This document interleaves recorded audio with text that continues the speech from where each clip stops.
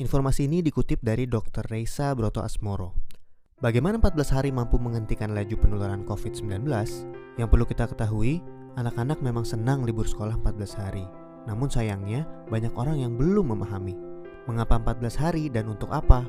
Maklum, himbauan itu tanpa disertai penjelasan yang memadai. 14 hari itu sangat penting dan harus disertai tindakan kepatuhan. 14 hari itu mampu menghentikan laju penularan COVID-19 dan mampu menyelamatkan ribuan orang. Bagaimana bisa? Begini, ketika seseorang kontak dengan apapun yang bisa menginfeksinya dengan COVID-19, maka harus ditunggu minimal 14 hari. Jika tidak terjadi apa-apa, maka orang itu aman. Nah, libur 14 hari itu untuk memotong rantai penularan, dan ini baru akan berhasil jika semua orang tetap tinggal di rumah masing-masing selama 14 hari itu. Kenapa harus begitu?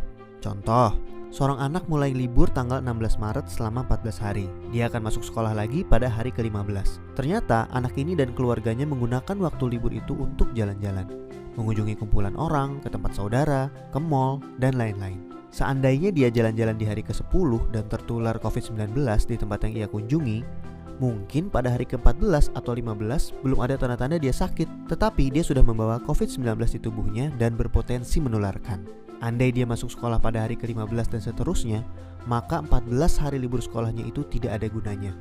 Penularan terjadi juga di sekolah, efek domino akan berlangsung dan rantai penularan tidak terputus. Untuk itu semua orang harus bekerja sama.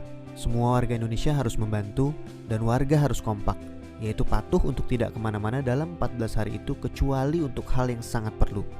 Waktu 14 hari itu berguna untuk saling pantau. Jika ada orang yang menunjukkan gejala-gejala menderita serangan COVID-19, bisa segera ditangani dan hopefully penularannya hanya stop di dia, karena dia tidak kontak dengan orang lain dalam 14 hari itu. Jadi, mari kita mengisolasi diri untuk diri sendiri dan orang lain. Mungkin pula dalam skala besar untuk umat manusia. Mohon bantuannya untuk share dan jelaskan hal ini kepada orang lain, supaya semua patuh dan pemerintah terbantu untuk stop penularan COVID-19. Jika tidak, maka 14 hari libur itu percuma. 14 tahun pun tak bisa stop penularan. Semoga kondisi dunia segera pulih. Nasi panas, telur ceplok sama kecap. Semua orang Indonesia, gak peduli suku, agama, dan golongannya, pasti makanan favoritnya ini. Di keadaan seperti ini, saya sendiri jadi sadar sebetulnya, supaya gak mati, kita cuma perlu makan ini. Bener gak sih? Makanya berhenti yuk belanja nyetok-nyetok berlebihan, atau istilah kerennya panic buying. Kenapa?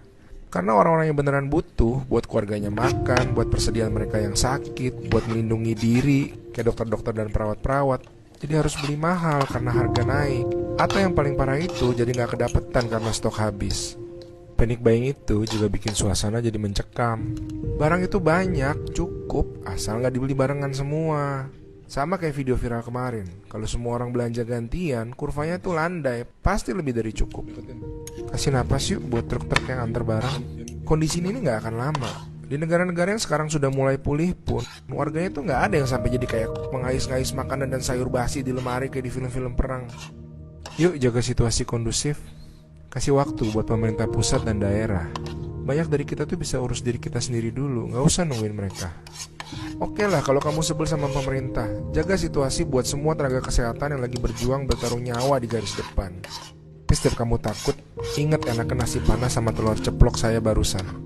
Cukup kan? Enak lagi. Nih tisu aja saya cuma butuh 1. Bahkan ya kita yang punya kemewahan bisa panic buying, harusnya jadi orang yang bisa bantu sekeliling kita yang jauh lebih susah dari kita. Hari-hari ini perbesar empati. Bentuknya bisa macam-macam tergantung situasi dan kondisi setiap orang masing-masing. Tapi yang pasti, setiap orang bisa memberi kontribusi. Saya tutup dengan pepatah bagus favorit saya dari Michelle Obama. Kamu gak bisa bahagia kalau cuma kamu satu-satunya yang bahagia.